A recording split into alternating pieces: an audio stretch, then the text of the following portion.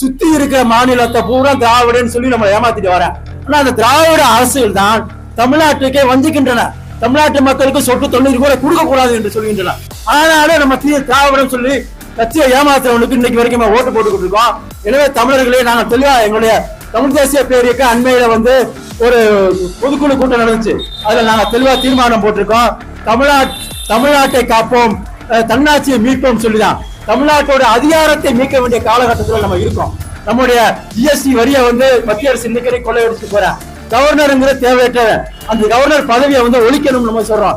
அதே போல அந்த கன்கரன்ஸ் லிஸ்ட் என்று சொல்லக்கூடிய பொதுப்பட்டியல்ல மாநிலமும் மத்தியமும் சேர்த்து வச்சிருக்கான். அந்த பொதுப்பட்டியலை காலி பண்ணு, பொதுப்பட்டியல் இருக்கக்கூடாது.